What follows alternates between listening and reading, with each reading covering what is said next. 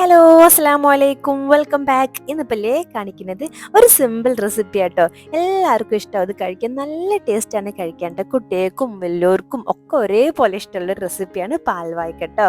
അപ്പം ഇത് ഉണ്ടാക്കുന്നത് എങ്ങനെയാണെന്ന് നോക്കിയാലോ. അപ്പോൾ വീഡിയോക്ക് കിടക്കുന്ന മുമ്പ് നിങ്ങൾക്ക് വീഡിയോ ഇഷ്ടമാവണം ഒന്ന് ലൈക്കൊക്കെ ചെയ്ത് സപ്പോർട്ട് ചെയ്യണേ.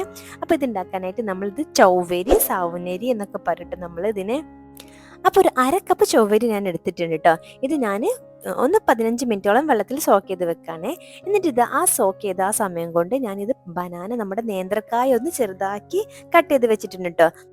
നമ്മൾ നേന്ത്രക്കായ എടുക്കുമ്പോൾ എപ്പോഴും കുറച്ച് പഴുത്ത നേന്ത്രക്കായ എടുത്തോളൂ കേട്ടോ.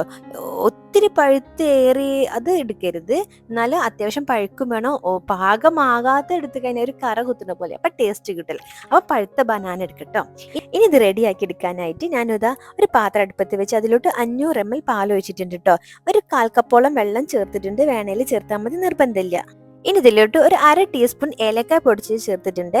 പൊടി ആയതുകൊണ്ടാണ് 1/2 ടീസ്പൂൺ ചേർത്തത് കേട്ടോ. എന്നിട്ട് ആവശ്യത്തിന് മധുരം എല്ലാം ചേർത്തിട്ട് നന്നായിട്ട് ഇളക്കി കൊടുക്കാം. ഞാനൊരു 5 ടേബിൾ സ്പൂൺ പഞ്ചസാര ചേർത്തത്. മധുരം നിങ്ങളുടെ മധുരം അനുസരിച്ച് ചേർത്തോളൂ. എന്നിട്ട് ഇതെല്ലാം നന്നായിട്ടൊന്ന് പാലെല്ലാം തിളച്ച് വരുന്ന സമയത്ത് നമ്മുടെ ഈ ചൗവരി നമ്മൾ ചേർക്കട്ടോ.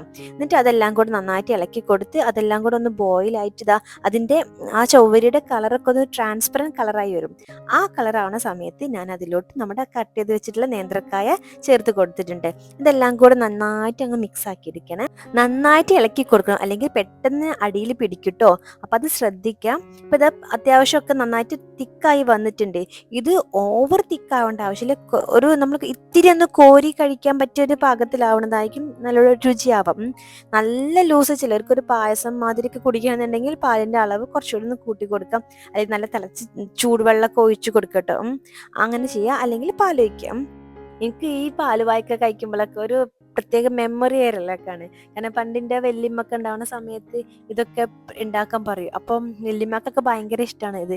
അപ്പം ഇത് കഴിക്കുമ്പോൾ എനിക്ക് പണ്ടത്തെ ഓരോ ഓർമ്മകളൊക്കെയാണ്. ഭയങ്കര ഇഷ്ടമാണ് ഇത്. ഇപ്പം ഞാനിത് എനിക്ക് അത്യാവശ്യം ഇങ്ങനെ കോരി കഴിക്കുന്ന രീതിയിലാണ്. ഇത് ഞാൻ ചൂടാറി കഴിഞ്ഞാൽ ഒന്നുകൂടെ ഒന്ന് തിക്കാവും. അപ്പോൾ ഇത് അത്യാവശ്യം എല്ലാം സെറ്റായിട്ടുണ്ട്. പഴമെല്ലാം നമ്മുടെ പഴം ഉണ്ടല്ലോ അത് അതിൽ കിടന്നിട്ട് തന്നെ വെന്ത് വരണം കേട്ടോ. വേറെ നമ്മൾ സെപ്പറേറ്റ് വേറെ വേവിക്കേണ്ട ആവശ്യമില്ല. അതിൽ കിടന്നിട്ട് തന്നെ നന്നായിട്ട് വെന്ത് വരണം. അപ്പോഴാണ് നല്ല രുചി കിട്ടുക. ഇപ്പം നന്നായിട്ട് സെറ്റ് ആയിട്ടുണ്ട്. ഇനി കുറച്ച് നട്ട്സ് ഒക്കെ നമുക്ക് തൂമിച്ച് ചേർക്കാം. അതിനായിട്ട് ഞാൻ 2 ടേബിൾ സ്പൂൺ നെയ്യ് ഒഴിച്ചിട്ടുണ്ട്. നല്ല പശുവിൻ നെയ്യായിട്ട് ചേർത്തത്. അതിലോട്ട് കുറച്ച് അണ്ടിപ്പരിപ്പ് മുന്തിരിയൊക്കെ ചേർത്ത് കൊടുത്തിട്ടുണ്ട്.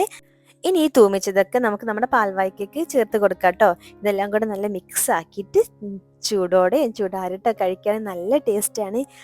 നിങ്ങൾക്ക് വീഡിയോ ഇഷ്ടമാവുകയാണെങ്കിൽ ലൈക്ക് ചെയ്ത് സപ്പോർട്ട് ചെയ്യുക, അഭിപ്രായം അറിയിക്കുക. അപ്പോൾ അടുത്ത വീഡിയോയിൽ കാണുന്നതുവരേക്കും അസ്സലാമു അലൈക്കും.